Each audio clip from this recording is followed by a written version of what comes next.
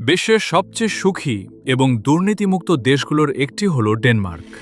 কিন্তু এই দেশটির ইতিহাস রক্তক্ষয়ী যুদ্ধ আর বীরত্বের গল্পে ঘেরা।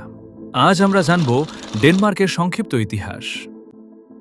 ভাইকিং যুগ, ৮ম থেকে ১১ শতাব্দী।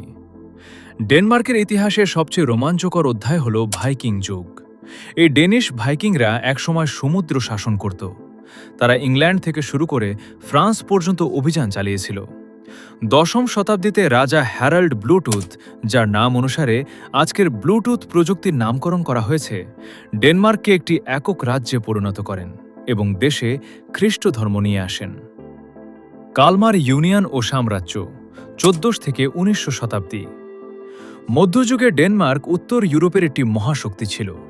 ১৩৯৭ সালে কালমার ইউনিয়নের মাধ্যমে ডেনমার্ক, নরওয়ে এবং সুইডেন একত্রে শাসিত হতো। তবে দীর্ঘকাল ধরে চলে আসা যুদ্ধের কারণে ১৯শ শতাব্দীতে ডেনমার্ক তার অনেক ভূখণ্ড হারায়।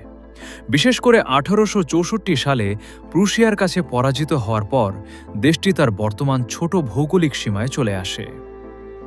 আধুনিক ডেনমার্ক ও বিশ্বযুদ্ধ। বিংশ শতাব্দীতে ডেনমার্ক শিল্পায়ন এবং সামাজিক সংস্কারের দিকে মনোনিবেশ করে। দ্বিতীয় বিশ্বযুদ্ধের সময় নাৎসি জার্মানি দেশটি দখল করলেও ডেনিশ জনগণ সাহসিকতার সাথে তাদের ইহুদি নাগরিকদের রক্ষা করেছিল। যুদ্ধের পর ১৯৪৯ সালে ডেনমার্ক ন্যাটোর প্রতিষ্ঠাতা সদস্য হয় এবং পরবর্তীতে ইউরোপীয় ইউনিয়নে যোগ দেয়। আজকের ডেনমার্ক তার শক্তিশালী গণতন্ত্র, উচ্চ জীবনযাত্রার মান এবং সামাজিক সমতার জন্য বিশ্বজুড়ে সমাদৃত। ভাইকিংদের সেই রুক্ষ দেশ আজ বিশ্বের অন্যতম শান্তিময় রাষ্ট্র।